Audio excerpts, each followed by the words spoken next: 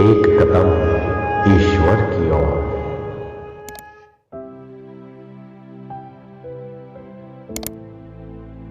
निर्वाण प्रकरण पूर्वार्ध 44वां सर्ग। ज्ञान की दृढ़ता के लिए इच्छा त्याग से लेकर मनोविनाश पर्यंत आसक्ति विनाश के उपायों का कथन। यद्यपि श्री रामचंद्र जी ने स्वकीय तत्वज्ञान निष्ठा का वर्णन कर दिया, तथापि उसकी परिपक्व दशा के पहले प्रच्युति न हो जाए, इसलिए स्थाणु निखनन न्याय से जीवन मुक्त लक्षण रूप पूर्वोक्त साधन परंपरा का ही प्रतिष्ठापन करने वाले महाराज वशिष्ठ जी पूर्वोक्त अयत्न लभ्य व्यवहारोपभोग आदि रूप शिवार्चन में भी सर्वारंभा ही दोषेण इत्यादि भगवदुक्ति के अनुसार प्रमाद से हिंसादि अनिष्ट प्रसक्ति अवर्जनीय रूप से आ सकती है और उपभोग अनर्थ का बीज भी है, इसलिए पुनः जन्म आदि अनर्थों की प्राप्ति होगी। इस आशंका का परिहार करते हुए कहते हैं, महाराज वशिष्ठ जी ने कहा, भद्र, इंद्रियों के साथ रागादि से शून्य तथा कर्तृत्वाभिमान रूप क्रिया संबंध से वर्जित वर्तमान कालीन प्राप्त पदार्थों का व्यवहार करने वाले अंतकरण से यदि आप कुछ करते हो तो वह किया गया नहीं माना जाता। विषय तो नियमतः तुष्टि के साधन है, अतः उनमें राग का परित्याग कैसे किया जा सकता है, इस आशंका पर कहते हैं, भद्र, पहले प्राप्ति समय में वस्तु जिस तरह तुष्टि साधन होती है, उस तरह प्राप्ति के एक क्षण बाद तुष्टि साधन नहीं होती। इस विषय का किसने अनुभव नहीं किया है। निष्कर्ष यह निकला कि प्राप्ति क्षण छोड़कर पूर्व और उत्तर काल में विषयों में तुष्टि साधनत्व का व्यभिचार हो जाने के कारण विषय तुष्टि साधन है, यह नियम नहीं रहा। इसी से चिरकालिक अनर्थ देने वाले क्षणिक सुख में आसक्ति करना भी ठीक नहीं है। यह कहते हैं, जिस तरह लाभ काल में विषय तुष्टि के लिए होता है, उसी तरह दूसरे काल में नहीं होता। इसलिए बालक ही क्षणिक सुख देने वाले विषयों में आसक्ति बांधता है, दूसरा नहीं। जब विषय की प्राप्ति से जनित क्षणिक भी इच्छा निरोध सुख का हेतु है, तब इच्छा का आत्यंति उच्छेद निरतिशय आनंद का हेतु है। यह तो अर्थतः सिद्ध हो ही जाता है।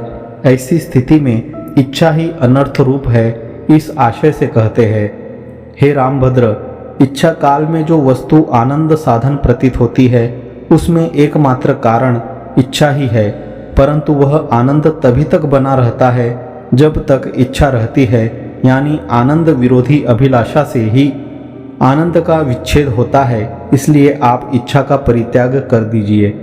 महाराज, मैंने तो पूर्णानंद पद प्राप्त कर लिया है, फिर मुझे विषयाभिलाषा त्याग का जो आप उपदेश दे रहे हैं वह क्या अर्थ रखता है, इस पर कहते हैं, भद्र, यदि आप तत्पद प्राप्त कर चुके हैं तो फिर किसी समय काल के विपर्यय से आप अहम भावना रूप कीचड़ में न फंस जाए। तात्पर्य यह है कि आप कालांतर में भी अहम भाव रूपी कीचड़ में फंस न जाए। इसलिए पूर्णानंद स्वरूप पद में स्थिति की दृढ़ता के लिए मैं पुनः उपदेश दे रहा हूँ। श्री राम जी, आपने आत्मज्ञान रूपी पर्वत की चोटी पर विश्राम कर लिया है, अतः अहम भाव रूपी महागर्त में फिर गिरने योग्य नहीं है। दृढ़ता होने पर भी पुनः फंस जाने की आशंका क्यों नहीं करते, इस पर कहते हैं। इस प्रकार की आशंका न करने में कारण यही है कि जिसने निरंतर असीम सद ब्रह्मा दृष्टि का स्मरण कर लिया है और तत्वज्ञान रूप सुमेरु पर्वत के शिखर पर स्थान पा लिया है, उस पुरुष का गर्भानुसार रूप अर्थात गर्भ का अनुसरण कर जन्म आदि अनर्थ पैदा करने वाले अहम भाव रूप अंतः पाताल में पतन कैसे हो सकता है। दृढ़ीभूत ज्ञान अविद्या रूपी अनर्थ बीज का अवश्य उच्छेद कर डालता है, यह भाव है। अथवा दूसरों के उपकार के लिए मैंने फिर यह उपदेश दिया है, आपका तो अज्ञान नष्ट हो चुका है, यह मैंने समता आदि हेतुओं से जान ही लिया है। इस आशय से कहते हैं, रामभद्र, यह आपका जो समता एवं सत्यतामय स्वभाव मुझे दिखाई देता है, इससे मैं अनुमान करता हूँ कि आप विकल्प रहित और अविद्या रहित हो चुके हैं। हे सौम्य श्री राम जी, अपने चैतन्य स्वभाव में भली भांति अवस्थित हुए आप मानो मुझे यह प्रत्यक्ष करा रहे हैं कि पूर्ण सागर का प्रख्यापन करने वाली यानी पूर्ण सागर के सदृश निर्मल समता आप में विद्यमान है। भद्र, अनासक्ति से जी रहे आपकी आशा निराशा में परिणत हो जाए, भावना अभावना में परिणत हो जाए और मन अमनोरूप में परिणत हो जाए। हम मनोरथ के विनाश से निराशत्व आदि की अभिलाषा नहीं करते, किंतु चारों ओर से निरतिशय आनंद रूप ब्रह्म के लाभ से उनकी आशा करते हैं। इस आशय से कहते हैं, जिस जिस वस्तु दृष्टि की ओर आप जाते हैं उस वस्तु दृष्टि में सामान्य सत्ता स्वरूप से वृद्धिगत चिद्घन रूप ब्रह्म अवस्थित है। हे श्री रामचंद्र जी, आपको यदि आत्मा अज्ञात है तो आप पूरी तरह से बद्ध है, और यदि आत्मा विज्ञात है तो आप बद्ध नहीं हैं। इसलिए मनन आदि की दृढ़ता से अपनी ही आत्मा द्वारा आत्मा को जागृत कीजिए। अब वासना शून्यता का स्वानुभवगम्य लक्षण बतलाते हैं।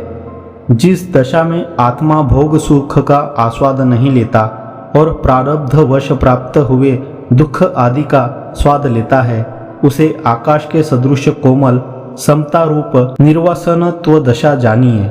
हे रामभद्र, आप भीतर से वासना रहित इंद्रियों द्वारा व्यावहारिक क्रियाएं कीजिए। ऐसा करने से आप सैकड़ों विक्षोभों के प्राप्त होने पर भी आकाश की नाई विकार को प्राप्त नहीं होंगे।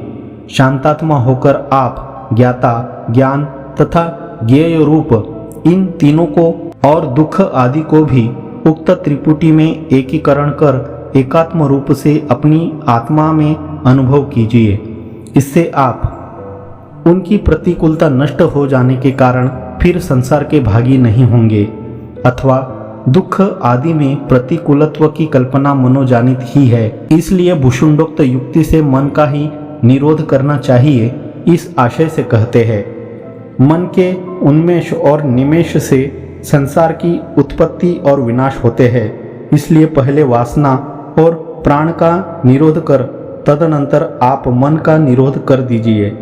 प्राण के उन्मेष और निमेष से संसार का उदय और अस्त होता है, इसलिए उसे अभ्यास और प्रकृष्ट योग से आप निरुद्ध कर दीजिए। अथवा प्रवृत्ति द्वारा अज्ञान ही सब अनर्थों का निदान है, इसलिए दृढ़ आत्मज्ञान से उसी का निराश करना चाहिए। यह कहते हैं, अज्ञान के आगम और उपाय से कर्मों का आगम और उपाय होता है, इसलिए बल से गुरु उपदिष्ट शास्त्रार्थ और संयमों से आप उसका विलय कर दीजिए। चित्तोन्मेष निमेषाभ्याम, इससे जो अर्थ कहा गया था उसका दृष्टांत से स्पष्टीकरण करते हैं।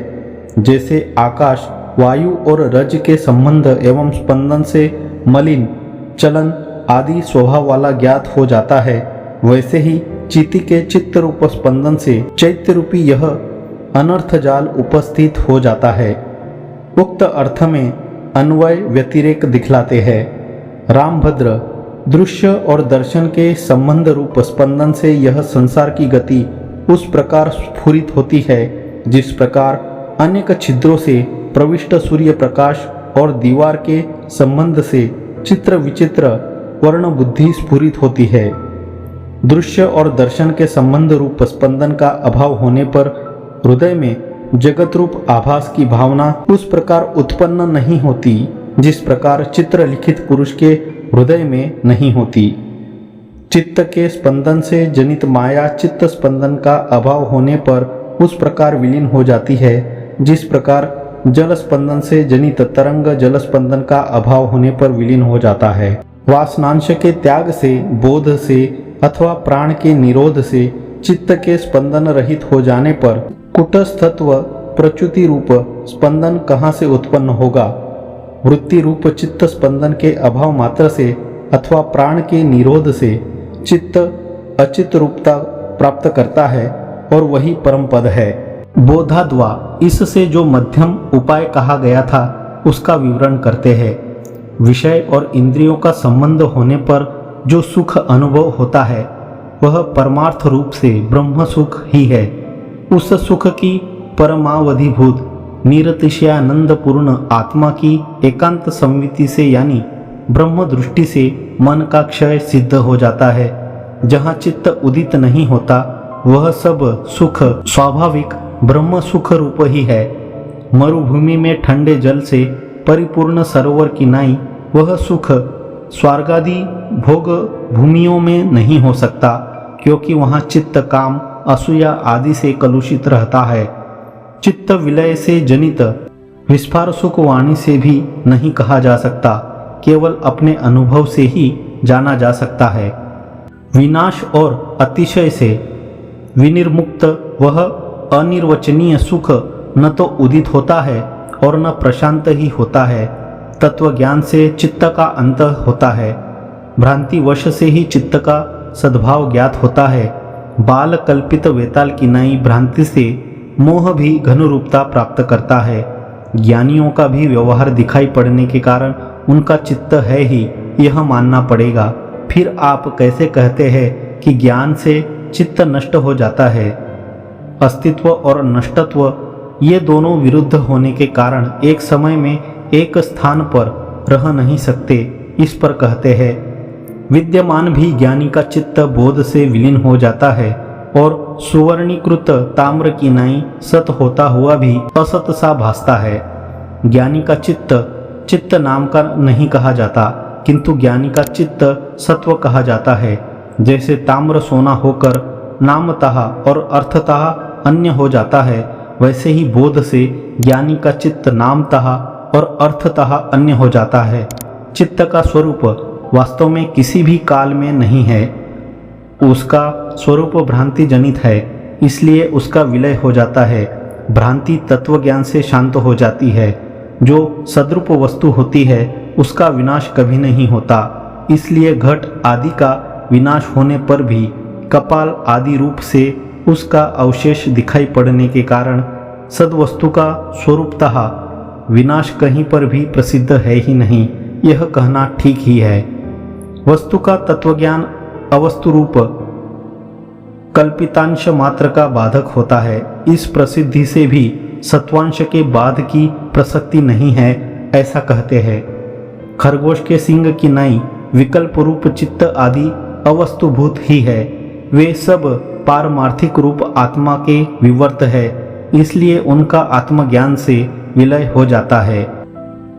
तब क्या जीवन मुक्त के चित्त में व्यवहार क्षमावस्था परमार्थ सत्य रूप है? इस शंका पर नहीं, यह उत्तर देते हैं।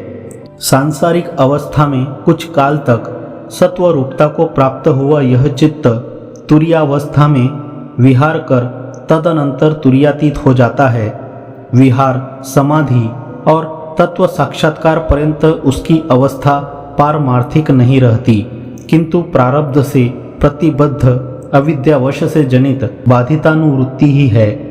विदेह कैवल्य में अविर्भूत तुरीयातीत अवस्था ही उसकी परमार्थ सत्ता है, यह तात्पर्य है। तुरीयातीत स्वरूप ब्रह्म जब तक ज्ञात नहीं होता तब तक चित्त जगत आदि मिथ्यावेश से स्थित होकर सर्वात्मक होता है। वास्तव में चित्त आदि कुछ भी दूसरी वस्तु नहीं है। इस प्रकार के ज्ञान मात्र से चित्त आदि का ब्रह्म मात्र स्वभाव से अवशेष युक्त ही है, इस आशय से कहते हैं, हे प्रिय राम जी, जैसे मनोरथ से कल्पित महल उपवन वापी आदि का सन्निवेश हृदय में समावेश न हो सकने के कारण ही वास्तव में कुछ नहीं है, वैसे ही परम सूक्ष्म छिद्र शून्य चिदेक रस घन ब्रह्म में भी समावेश न होने सकने के कारण जगत भी नहीं है। ब्रह्म ही अनेक भुवन रूप भ्रम विभ्रमों के समूह से स्वयं सम सर्वात्मक और एक रूप होता हुआ भी इस तरह अनेक रूप से स्थित हुआ है। वास्तव में दूसरा कुछ नहीं है। 44वां सर्ग समाप्त।